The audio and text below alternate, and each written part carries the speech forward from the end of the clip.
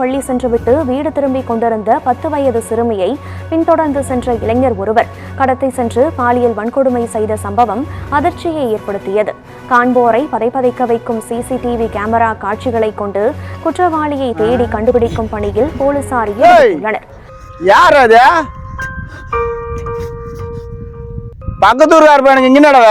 இந்த உலகத்துல ஏன்டா பிறந்தோன்னு இருக்குதுண்ணா, எங்க ஊருக்குள்ள போறதுக்கே எனக்கு ரொம்ப அசிங்கமா இருக்குதுண்ணா. ஊருக்குள்ள போறதுக்கு அசிங்கமா இருக்குதா? என்னடா ஆசை? இதுக்கு முன்னாடி எல்லாம் எங்கேயோ ஒரு ஊர்ல 5 வயசு பாப்பா கிட்ட 8 வயசு பொண்ணு கிட்ட தப்பு பண்ணிட்டானுங்க, அந்த பாப்பா அவங்க செத்து போயிட்டாங்கன்னு நம்ம நிறைய வாட்டி நியூஸ்ல பாத்துருக்குறேண்ணா. பார்த்துட்டு மனசு கஷ்டப்படுவோம், அவ்வளவுதான், மறுநாளே மறந்துட்டு போயிடுவோம். ஆனா இன்னைக்கு நம்ம ஊர்ல 10 வயசு பொண்ணுகிட்ட ஒருத்தர் தப்பு பண்ணிட்டானா தாங்க முடியல. அதெல்லாம் நம்மளுக்கே நடக்கும் போதுதான் அதோட வலி வேதனைன்னு புரியுது.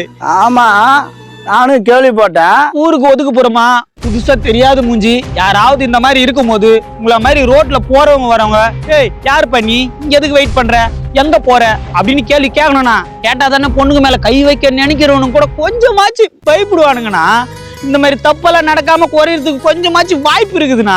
ஆனா நம்ம கிராமத்துல இருக்கிறவங்க என்ன பண்றாங்க, என்னமோ நம்ம எல்லாம் சிட்டில இருக்கிற மாதிரியாமோ எவன் எங்க இருந்தா நம்மளுக்கு என்ன, எவன் எப்படி போனா நமக்கு என்னன்னு கண்டுக்காம போயிடுறாங்க. அப்படி போறதுனால தானே இந்த மாதிரி தப்பெல்லாம் பண்றதுக்கு அவங்களுக்கு ஒரு வாய்ப்பு அமையுது. நம்ம கிராமம் கூட இப்பெல்லாம் கொஞ்சம் கொஞ்சமா சிட்டி மாதிரி மாறிக்கிட்டு வருதுண்ணா. போலீஸ் விசாரிச்சுக்கிறாங்களே, பிடிச்சிருவாங்கப்பா. ஆமாண்ணா, போலீஸ் ஹாஸ்பிட்டல்ல போய் விசாரிச்சாங்களாம். அந்த பொண்ணு தூக்கின்னு போனால, அவங்ககிட்ட அண்ணா என்னை விட்டுருனான்னு கெஞ்சிச்சான். ஆனா அண்ணான்ற வார்த்தை தப்பு பண்ணால, அவனை சொன்னாலும் என்ன சொன்னாலும் அந்த வார்த்தைக்கு அர்த்தம் ஒண்ணுதானா. போலீஸ் அந்த பொண்ணுகிட்ட விசாரிக்கும் போது என்ன பதில் சொல்றதுன்னே தெரியாம அம்மாவை பார்த்து நம்ம சொல்றதுன்னு கேக்குதுன்னா, நம்ம பாட்டி இருக்கிறாங்க, அன்பான அண்ணன் இருக்கிறான், எல்லாரும் நம்மள சந்தோஷமா பார்த்துப்பாங்கன்னு நினைச்சு வந்து அந்த பொண்ணோட மனசுல இது ஒரு கெட்ட உலகன்ற தவறான எண்ணத்தை நதிச்சிட்டாங்களா.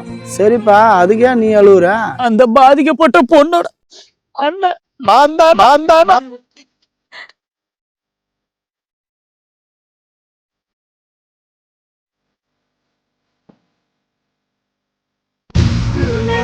செஞ்சு